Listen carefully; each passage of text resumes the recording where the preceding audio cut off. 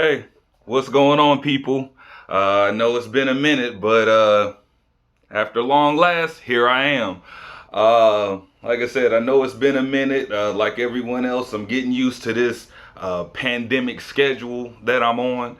And one of the things I noticed is, man, during the pandemic, it's like I have even less free time than I had before pandemic, which is strange. And I don't know if anybody else has had that problem, but if you have, just know that you are not alone. For some strange reason, I cannot get 10 minutes to myself. I don't know why. But luckily, I've been able to piece together some free time, so I'll be able to put together today's show. For those of you who are new, I don't know how or why, but my name is Levon. I do these podcasts from my home office. We're trying to do a quick crafting conversation. I have a lot of topics that I like to talk about. However, I had a personal situation come up in my life, and I thought it was a good situation to kind of talk about and kind of explain how, certain ways race kind of plays a factor into everyone's life. Even the people that say, race doesn't affect me like that. Maybe it doesn't. However, for those of us who do have to deal with it in sometimes overt manners, and then sometimes on the low, we have to deal with it. However, I had a personal situation. I was conflicted on whether to share it or not. However, I think it would maybe help some people if I kind of talked about it and kind of explained a certain situation. So we're gonna go into it. As most of you have read during the headline, as you can tell, yeah, I had the police called on me. It wasn't, a huge deal, at least in my situation. However, I know if I put that in the headline, y'all would click on it and watch the video. So, a little bit of clickbait, if you will. However, I will get to the point where the police showed up, but I think it's proper to give the context. So I'm gonna give you a little backstory, and then I'll explain what you really came here for. So basically, about 2 weeks ago, I purchased a used vehicle. I had been in the market. My current vehicle is like super old. At the time I drove a 2005 Mercury Sable. So the car's about 15 years old. It was old when I bought it. I got it from an auction, but it was a good car at the time. However, it's starting to show its age, and I'm not like super mechanical. So I don't know how to fix things like that. So when cars start giving me problems, deuces. So with that being said, yes, I was in the market for a vehicle, and I stopped past the dealership to check out a Nissan. Well, it's a Nissan Murano that they had, low miles. It was a little old, but it still had low miles and a great price on it, so I checked it out. We drove it around, had my wife with me. We drove it around the block. It drove kind of fine. It was a little old, didn't have a lot of the newer functions that some of us have become accustomed to. But one of the bigger points for me and my wife was the AC blew like kind of cold, but not like cold to where it's like, damn, this is cold AC. Let me turn it down. We wasn't getting that vibes, and the both of us, we're used to driving older cars, so we know what what a car feels like when the AC is just about to give out. So needless to say, we didn't get that vehicle. However, our salesperson, she recommended a different vehicle. It was also a Nissan Murano. It was slightly newer.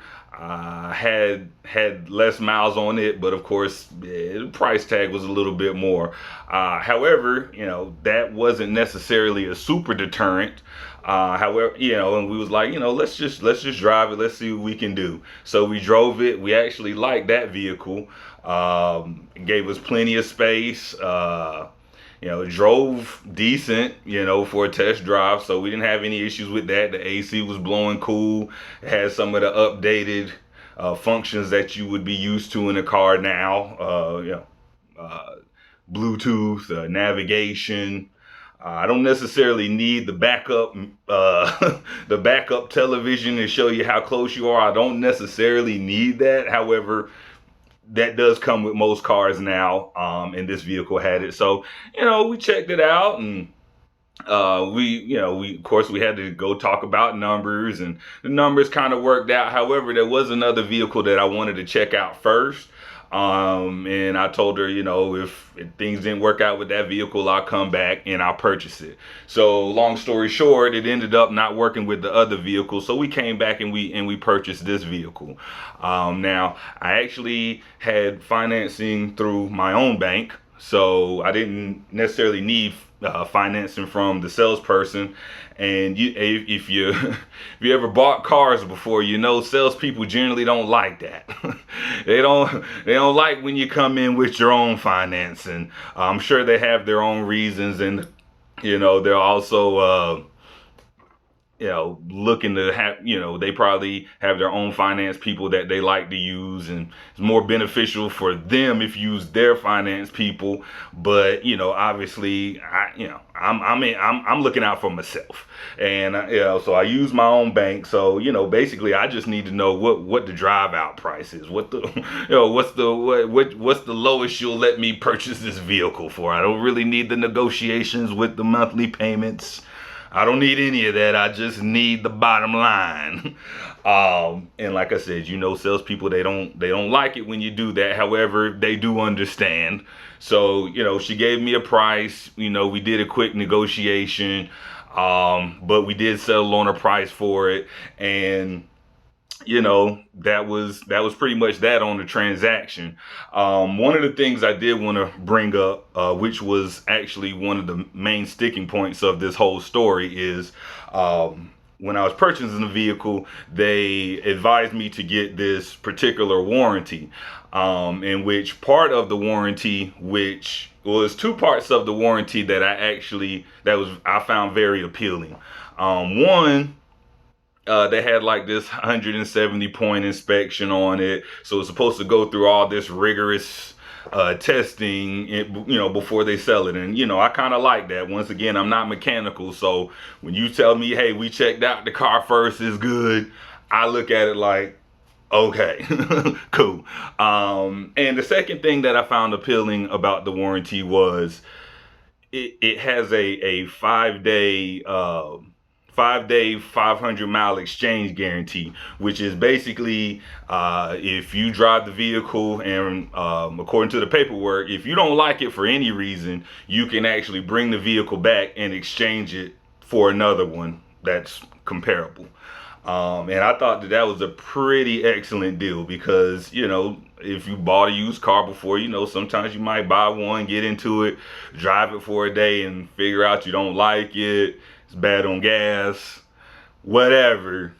I just found the exchange guarantee kind of great. Also, they on top of that, they offered a 5-month, 5,000-mile limited warranty. So, with that kind of stuff that's come with a warranty, I was like, hey, bump it. Let's go ahead and add that.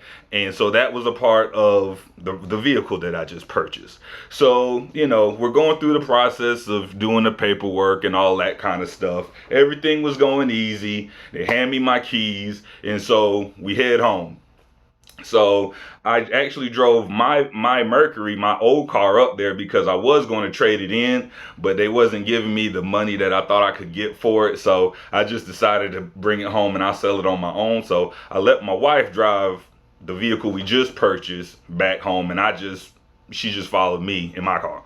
So we get back home. I asked her how it rides. She was like, hey, yeah, it's fine, cool. And so I was like, all right, word. So anyway, we we get home, and actually it was time for me to actually go to work. So I just packed up the vehicle, the one I just purchased, and I decided to drive it to work. Let's get a good feel for it, because I actually hadn't drove it since I bought it. So so I drove it. So I get in the car, drive it to work, and on the way to work, my check engine light comes on. So immediately, a certain red flag comes up. However, I wasn't too worried because I was like, well, the car drives fine, so it doesn't seem like it would be anything serious per se. I'm thinking, maybe it's been sitting, it need to have an oil change, maybe a tune up. I don't know, but the fact is, the check engine light did come on. So, I'm not super stressed about it, just because, like I said, it seemed minor to me at the case. Plus, I figured I'd just take it back tomorrow, tell them what's going on with it, and see what we can do. Because once again, going back to the warranty gives me 5 days to exchange the vehicle. Remember that, because I'm gonna be coming right back to that point many times in this story. So that was one day. That was the same day we bought it. So the next day, I get up, I give a call to my salesperson. I kind of explain to him what the situation's going on with the car. And she says, well, go ahead and bring it in and we'll have a look at it. And so, I thought it, so I'm not, right, like I said, I'm not super concerned, but I was like, okay, well, let me bring it up here. Let them have a look at it. Now, one thing to know about the story also is this dealership is actually not the closest to my home. From my home, it's at least a good 45 to 50-minute drive from my house. But, like I said, I like the vehicle. I want to get everything straightened out. Let's just go and check it out. So I bring the vehicle up there and, I'm kind of explaining to her, my salesperson, everything that's going on with the car. And so I was like, it drives fine, and it's cool and everything, but this check engine light is on, and I don't feel comfortable keeping this vehicle with the check engine light on. I was like, I only got 5 days to kind of make a final decision on this, and so I'd like to get it checked out and know what's exactly going wrong with it, so I can figure out, do I want to keep it or do I want to return it? And so my salesperson, she kind of acted a little dumb at first. She was like, well, what are you talking about 5 days? And I was like, well, according to my warranty, I have 5 days to bring the car back, if I don't like it for whatever reason. And so then she goes on to say, well, in the state of Georgia, all sales are final. You bought the vehicle as is. We'll still look at it, but you're not going to be able to bring the car back. And I was like, well, according to my warranty, it actually says that I can. And so, we had a quick back and forth. I just pretended like, okay, well, maybe I just misunderstood what the paperwork said. I'm sorry. Can you still look at the vehicle? And she was like, sure. And so I went to, so I gave her my key. And so I basically was like, well, just call me, once you find out what's going on with it. And so I went to my car, because in my car, I actually had the paperwork with me. And so, when I say I went to the car, I think I left the part out. I brought the vehicle back, but I also had my wife with me because I had to leave the car there, but I still needed a way to get back home. So I went back to my wife's car, and like I said, I went and checked my paperwork. And right there in the paperwork, it's actually clear as day. Like, it's no kind of wiggle room in it. It says specifically, if you don't like the car for whatever any reason, you can bring it back and exchange it. So I goes and talks back, I go back and talk with my salesperson. I was like, okay, now when I spoke with you earlier, you said we couldn't, I couldn't return the vehicle. However, in this warranty that you sold me, it clearly says that if I'm unhappy with it, I can bring it back. And so she kind of like pulls it and kind of reads it. And then she was like, well, hold on a second, sir. Let me go speak with my owner. I was like, yeah, just go do that. You know what I'm saying? Because I need to understand what's going on, because oddly enough, they were the ones that were, really touting this warranty, talking about how great it is and all this stuff you get to do. And once again, the day before, they was telling me, yeah, if you don't like it, you can bring it in and exchange it. Whoop, whoop, whoop. So I'm trying to figure out, okay, what's going on here? And so that's when the salesperson, she goes and gets the owner, and we all just kind of sit down. And so, she comes back and tells me that, oh yeah, I just misunderstood what I was reading. basically she was like, she was trying to read it to me and explain it to me, like, say if you read it, it says it doesn't say you can bring it back, it says you can exchange it. And I'm like, yes, I know this, I'm the one that told you. Okay. So, yeah, I understand. I'm not looking to refund or just bring the vehicle back. As you all can see, I need a car, so I'm not trying to get out of any deal. However, I purchased a vehicle that was supposed to go through an inspection, and no more than 50 miles into my trip, my check engine light comes on. So, and I told him, I was like, look, I'm not, panicking or anything like that. Cause like I said, I got this warranty right here that we all agree says what it says. So if it doesn't work out with this vehicle, hey, just put me into another one. I'm not tripping. I just need a car. And for whatever reason, my salesperson and the owner of the vehicle, they weren't disrespectful in a way, but in a sense, they were very dismissive and aggressive with their responses to my concerns. Because at first I was like, okay, I don't even know what they were trying to tell me that it couldn't have been a big problem because they had it inspected. And I was like, that's all well and good. But the fact is the check engine light is on. And in order to know what's wrong with it, we're going to have to diagnose it. So we can't say whether it's a small or a big problem until we test it out.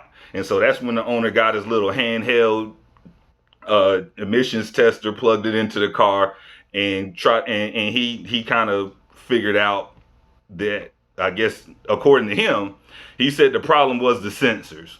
And so I'm thinking to myself, that could be true. I mean, a lot of times when your check engine light comes on for the first time, a lot of times it's that O2 sensor. I've had old enough cars to know that usually that's the first thing they try when your check engine light comes on. They change the sensors out.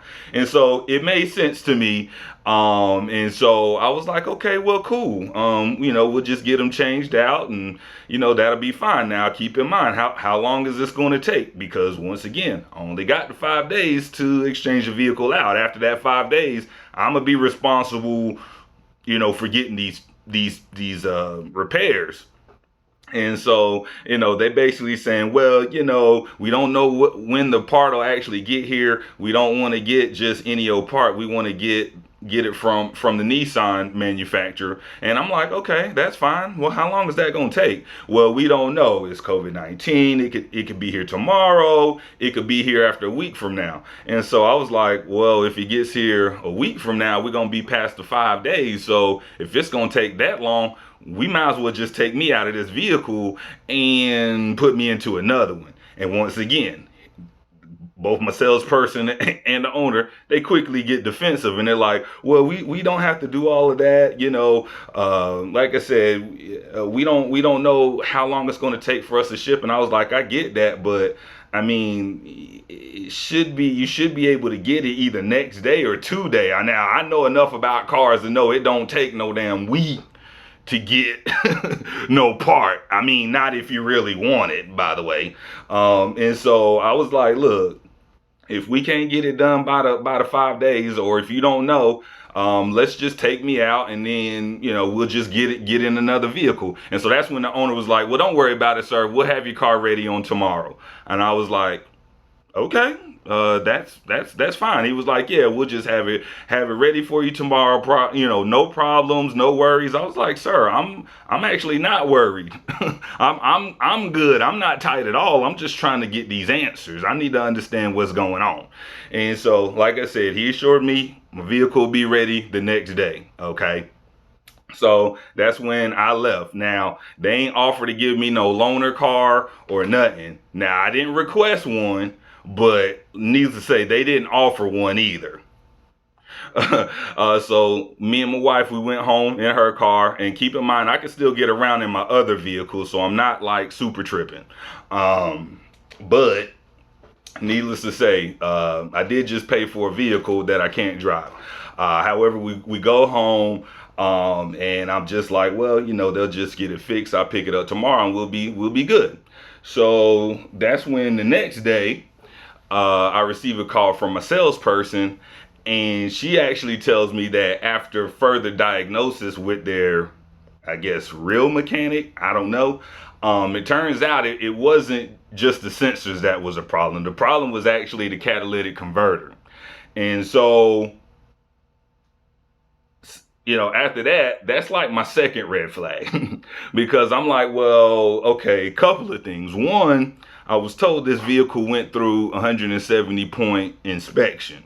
So how do you have an inspection and you miss something like a worn out catalytic converter? She gonna hit me with, well, car parts wear out, and it could be where when we had the inspection, the catalytic converter was fine, but I guess over the 2 weeks since they inspected the vehicle and I bought it, so between 2 weeks of sitting and then me doing the test drive and driving the vehicle home and to work, between all that time, it just wore the catalytic converter out.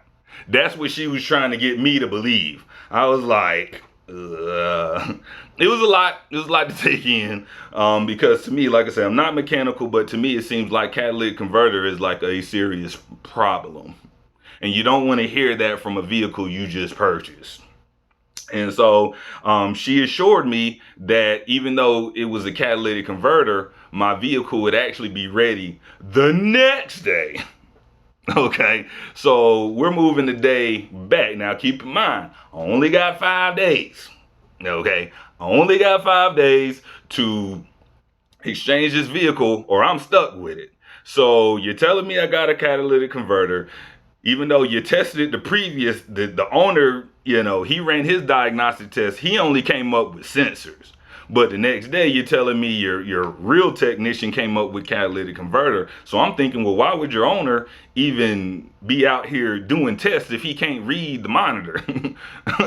That's what I don't understand. But she was getting testy. I was getting testy because, of course, I should be frustrated. And it's one thing I don't like. I don't like when I'm dealing with people that are supposed to be in customer service and they get mad at me because I'm rightfully mad. You see what I'm saying? Like, pretty much all of us have been in some type of customer service job. And you know that there are certain times when customers are mad and they have a reason to be mad. But the solution is not to get an attitude back with them because they not going along with the stuff your boss or your supervisor is telling you to tell the customer, and they ain't falling for it. So needless to say, we're kind of, like I said, not disrespectful on either side, but I didn't like the way she was. I felt like she was being very dismissive, like like I'm being unreasonable with my request as far as asking how long stuff is going to take, this, that, and the other, because I believe that, I've had cars fixed before where they were able to give me like, hey, yeah, we can have your vehicle ready by today. We can have it done by tomorrow. And I understand that those are estimates, but still, usually you don't take a car to get fixed and they hit you off with, well, we kind of don't know when we'll have it done. That's not acceptable in my book. So needless to say, I didn't feel like driving up there because I complained that, look, here it is. I'm going on my second day without a vehicle. And she was like, that's when she offered for me to have a loaner. But I'm like, well, I don't want to drive all the way up there to get a loaner only to have to bring it back the next day when my car is done. So if my car is going to be ready tomorrow, I won't worry about it, and I'll just come and get my car on tomorrow. We agreed that that's what we was going to do, and that's what we agreed to. So that brings up the next day. And this is where the story kind of starts to go off the hinges a little bit. I will take some responsibility into it. However, I was only reacting to the stimulus that was being presented. Anybody knows me know that that's how it goes. When it comes to me reacting, I'm going to bring the energy that you bring. So if it's respectful, you're going to get respectful back. If it's disrespectful, you're going to get disrespectful back. So that brings up the next day. So the next day I give a call about noon because I just want to know what's up with the vehicle, because I done had about 3 days to kind of sit and think about this. I've talked to people that I know that are kind of into cars and mechanics and stuff like that, and each one of them recommended that based off the story, I need to have my own person diagnose the vehicle to kind of figure out exactly what's wrong with it, because without me doing it myself, I would never know. And it's to this point where I don't trust the people that's doing the repair work. Not like that. I mean, I think they would try to fix it, and they may have even been able to fix it, but at this point I'm like, it would behoove me to do a double check, especially considering how much money I just spent. So based off of my consultation, and I know a lot of people like, oh wow, you're a smart guy, you still getting consult. Yeah, I mean, yeah, I'm a smart guy, but there's a lot of stuff that I don't know. And when I come across stuff I don't know, I don't try to just act like I know about it just because I know about African American history or something like that. No, dealing with cars, that's outside of my range. So I need to talk to people that know about it. And everybody I talked to said, hey, you need to get it diagnosed yourself. And so I call up my salesperson, I ask her what's the status. She instantly gets an attitude and says, oh, I told you I was going to call you when it was ready. I was like, yeah, I understand, but it's noon and I'm still trying to figure out at least what the status, is it going to be finished today or what? As you know, we got 5 days to exchange this, and I'm not necessarily trying to wait till the 5th day to be trying to get everything right. Basically, I want to know, is the vehicle going to be ready today? And I kept it real with her. I told her, I was like, look, I'm asking because, to be honest with you, I want to take it to get diagnosed myself because I have some concerns about the vehicle, and I want to get it diagnosed before I fully commit to the vehicle. And then she just gets super upset at that point, because she's taking it personal at this. She was like, look, I'm just tired of going back and forth with you. It was like, I keep calling you, giving you the status, and it's like nothing I do seems to be satisfactory enough. And she was basically like, look, I told you that we was going to fix it. You can either believe that or not, but I'm done talking about it. Bye. Have a good day. And so she just hangs up right there. Like, bump anything else I had to say, bump anything like that, she gonna hang up on me. So, I'm doing that thing. You know how it look when somebody hang up on you. You talking and they hang up, and then you're shocked, and then you look at the phone like, did they just hang up on me? That's how I was. I looked at my phone, was like, she just hung up on me. So I was like, where are my keys? Because, yeah, I'm about to go up there. So, I'm at my house, and so I'm coming down, and obviously I must have had that look on my face because my wife was like, hey, what's wrong? And I was like, well, these people are talking crazy up here on the about the car. I got to go have a face-to-face with them. She was like, you want me to drive? I was like, nah, you don't have to do that. She was like, you sure? I was like, yeah, maybe you should drive. Maybe you should drive. Because, I'm kind of frazzled. And right now I'm trying to think about, okay, sure, I'm mad, but, I'm trying to figure out how am I going to approach this? Because as of right now, not only do these people have my car, keep in mind, I went through my own financing, so they actually have the money for the car too. Okay, so I'm trying to figure out, okay, so how do I approach this? Because, I don't want to come off wrong. I want to, definitely be right, but I need answers here. So my wife, she decides to take me. We agree on that. We had to pick my son up first.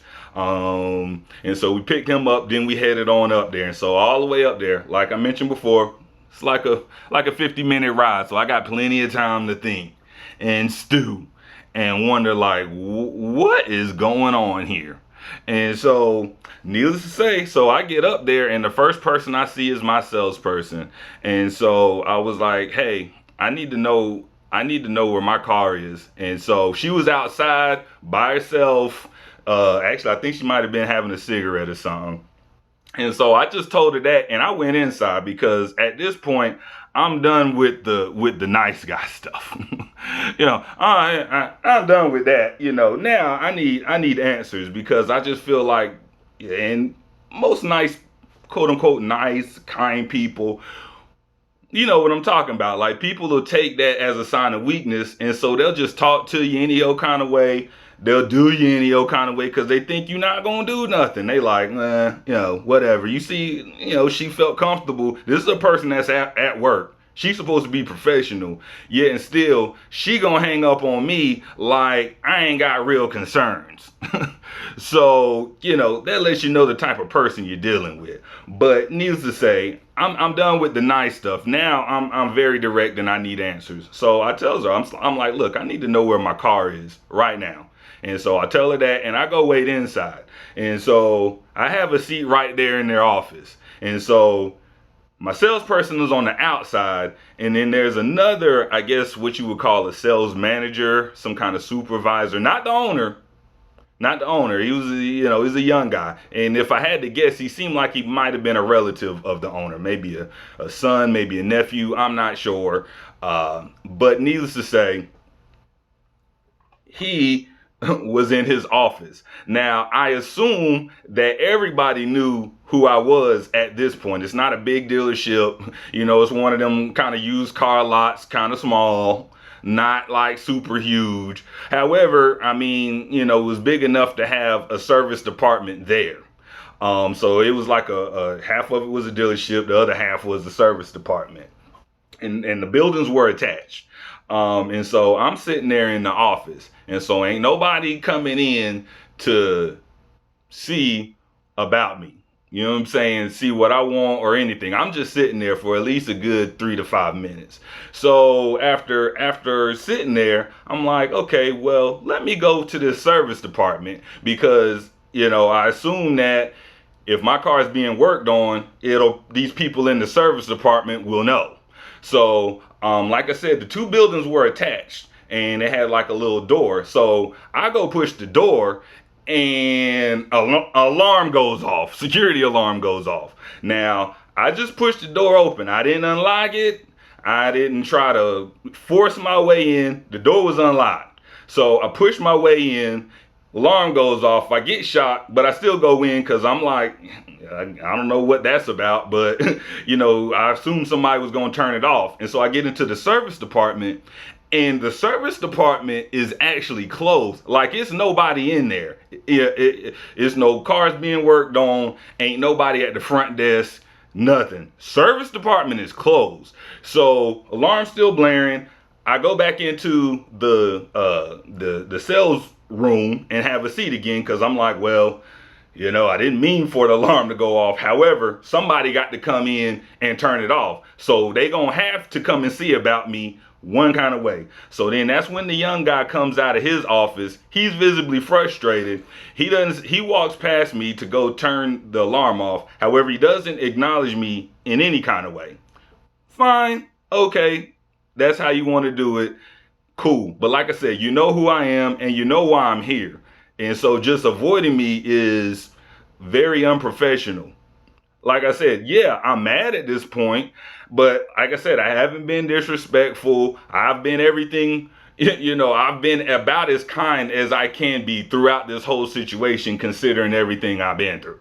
So he goes and cuts the alarm system off. And so I let him do that. I assumed he was on the phone with the alarm company, kind of telling them what's going on. So I let him have the phone call. But then once he hung up, I was like, hey, excuse me, sir. I need to talk with somebody about my car. And then he instantly hits me off with well, sir, I'm not going to help you if you're going to be acting like this. And I'm like, I'm not acting like anything. I was like, as far as the alarm system, I didn't know that the alarm was on. I was told that my vehicle was being worked on and this is your service department. And since I've been sitting here for 5 minutes, nobody checked on me. I came to the service department. I was like, this is a total accident. I just want to know where my car is. So he instantly gets upset with me. He was like, look, I'm not going to talk to you, that you're like this. What you need to do is you need to get the F out of here. And he didn't say F, he used the word. I'm just not sure how I want to use the censorship and how I want to do my videos yet. I don't know if I want to cuss or if I don't want to cuss or if I want to be PG, PG-13, R. I haven't figured that out yet, but just use your imagination. He told me to get the F out of there. And I was like, oh, really? I was like, first of all, sir, if we're going to continue to talk, it needs to be some respect. I was like, you're not going to talk to me like this. That's first and foremost. Secondly, I have every right to be here. You all have my vehicle and you won't tell me where it is or what's the status on it. So I have every right to be here. If you want me to leave, I need you to answer a few questions I got. And so he wasn't trying to do it. He was like, look, sir. Actually, he never called me sir during the whole thing. And actually, here's what he said specifically. He said, boy, if you don't get the F out of here, I'm going to call the police. I was like, boy, boy. I didn't laugh, but that was my reaction. Like, boy. I was like, first of all, this dude is at least 10 to 15 years younger than me. Maybe 10. Not 15, but definitely 10 years younger than me. So calling me boy is just no. And also, we all know that that's a racial, kind of like a racial dig, if you will, to refer to a black male, especially a man, as a boy. Now, I want to say this. Now, the supervisor, the gentleman that said this, he was not a white man. He was, I guess, what you would call a person of color. Specifically, if I had to guess, which I am guessing, he had like a Middle Eastern kind of vibe about him, and my salesperson, for, just being openly honest, she's also, I believe she was black when we were talking, and everything was kind of friendly. She did mention that she was from Detroit. And so, based off of that, I just assumed that I was talking to, I thought I was talking to a sister. So needless to say, this supervisor guy is throwing these kind of racial jabs at me. And my salesperson's just sitting there. She ain't trying to check him or nothing. And, I was actually kind of taken aback because I'm like, I know plenty of people from Detroit and that's not they get down. So I was like very taken aback, like, dang, she gonna just let this guy get like super racist. Keep in mind, they're at work. Their place of business is open. And he's talking now. I'm not, surprised or shocked or anything like that. But yes, I was, like I said, somewhat appalled. If we're going to be honest, because I'm like, sir, I was like, first of all, and this is kind of some of the stuff I've been saying, where I'm like, just because a person is a person of color, that don't mean they don't see black people in the same lens that white people do. And like I said, this guy, he was, it was overt. I can't sit here and make excuses for him like, oh, he didn't know what he was talking about, or he was just mad or whatever. It's like we was all mad, but I wasn't getting racial. Actually, wasn't nobody getting racial till he brought it in. You see what I'm saying? So he was like, yeah, if you don't get an F out of here, I'm gonna call the police. I was like, sir, call them.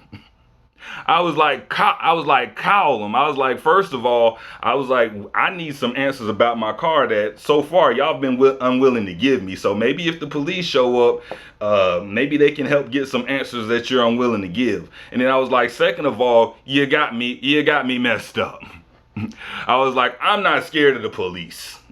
not everybody that knows me know I'm not scared of the police. Not at all. I was like, I ain't on probation. I ain't got no warrants. I ain't scared of the police. And now I know what you're thinking. Hey, you don't necessarily have to have all those things to end up on the wrong side of a shooting, which is true. However, let me tell you something about me. I made my peace with God a long time ago. So when it comes to death, I don't fear it. I don't fear it. Like I said, I live my life to the fullest. And just being a black man in America, you never know. Homicide is like in the top 10 of black male deaths every year, and that's the only group that can say that homicide is in the top 10 reasons why black males die. Everybody can't say that, and that's not something I'm proud of. I'm just stating facts to you. Needless to say, I'm not scared of death. One. Plus, I know I got love, so if anything does happen to me, especially regarding the police, I guarantee you it's gonna be the last dollar you making this raggedy. I said I wasn't gonna cuss. I said I wasn't gonna cuss. But I did use profanity then. I won't use it for my video. Just know.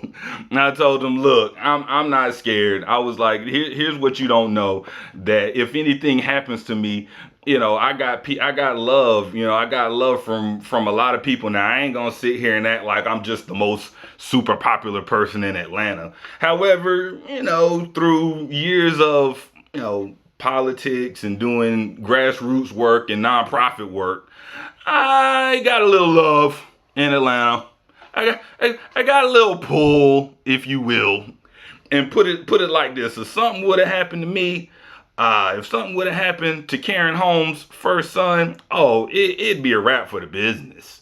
That'd be the last dollar you ever made in Atlanta. That's just how that goes.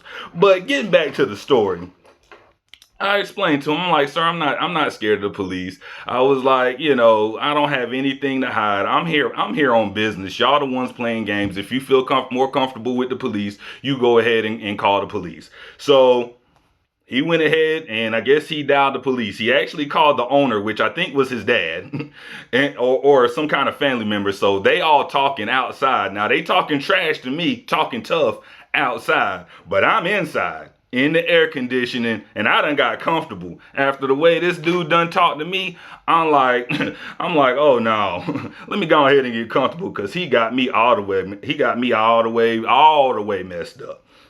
And so I'm sitting there, he talking to, the police, he talking to all these other kind of people. And in the middle of it, him and the salesperson taking their personal jabs, telling me, man, you got problems. You need Jesus. You acting real ignorant right about now. All this stuff they telling me, right? And the guy up here telling me, man, you better leave before the police show up. You know what's going to happen when they show up. I was like, sir, we've been through this. I'm not scared of the police.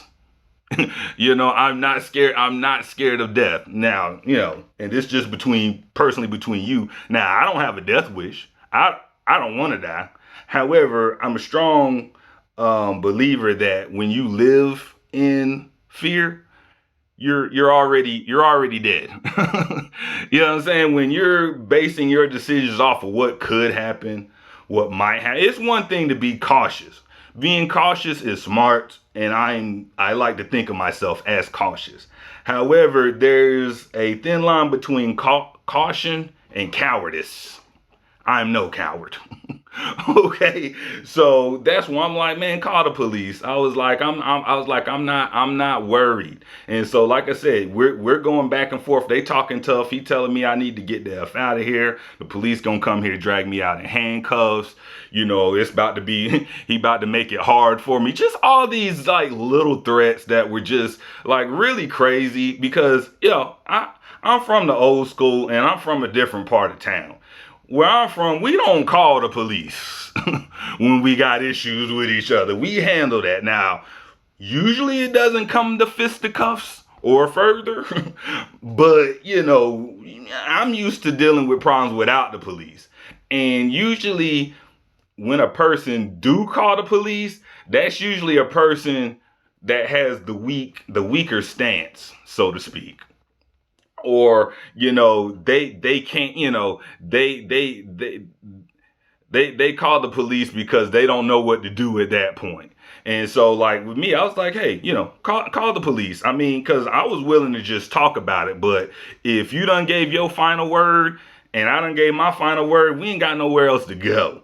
So needless to say, they're doing that. And so he calls the police. Like I said, him and the salesperson, they threatening me, all this other kind of stuff.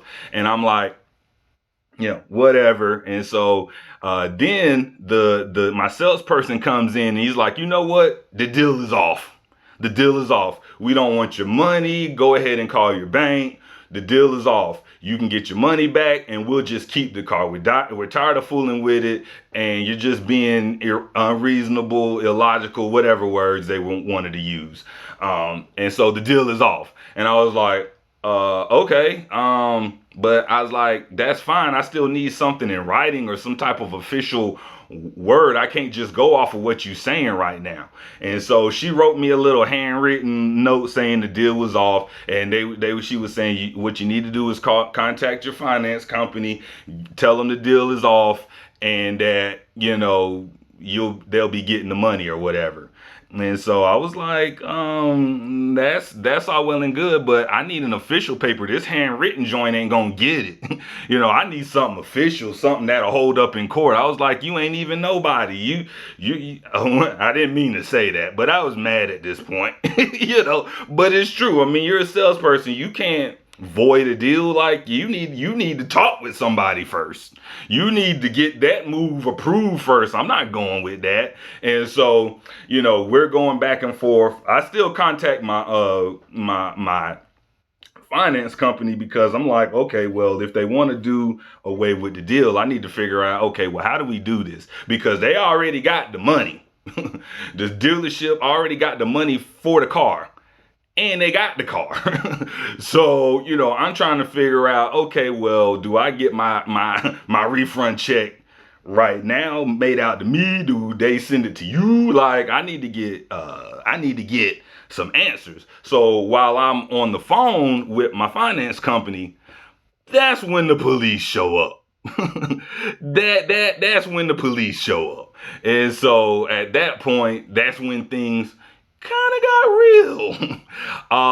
And so with that being said, I'm gonna go ahead and just stop the story right there. It does have multiple layers. When I was making this video, I was like, you know what? I need to do this in 2 parts. I'm trying to get my times down, which right now we're at 46 minutes, still longer than I would have liked. However, I want to give you the details of the story, because I mean, although is kind of messed up, it is an entertaining story, and I've actually told this story probably at least 100 times already. So like I said, every time I tell the story, I always take a break once the police showed up, because it builds up that suspense and people want to know, well, oh my God, what happened? So like I said, I'm gonna tell you what happens next time I put a video up. Once again, I'd like to thank you for coming to the Crafting Conversations. Thanks for listening to my story. When I go through things like this, it's therapeutic for me to talk about it. And as many of you know, I'm a Sagittarius, and part of the Sagittarius sign is we're like explorers. We go out exploring, and when you go out exploring and when you live out in the real world, you come across all kinds of situations that, you kind of go through, live through, experience. And then once you got that experience, you bring it back and you'll tell it to anyone who listens, which is you all. And so I thank you for coming out. Thank you for listening to me. I'm going to try to start doing more videos. I'm not going to take as long to give you the part 2 of this video, because I know you're hanging on it. I know you want to know what happened next. Well, spoiler alert, I'm broadcasting from my home, so obviously that gives you something. However, I'm sure you want to know, how did I go from police showing up to doing this broadcast in my home? And of course, I will let you know about that next time. Once again, thank you for listening to my problems, listening to my life, listening to some of these thoughts that I have, and hopefully, you were able to learn from some of my mistakes. So once again, we're going to continue the story next time, and I hope you all have a good day. Peace out.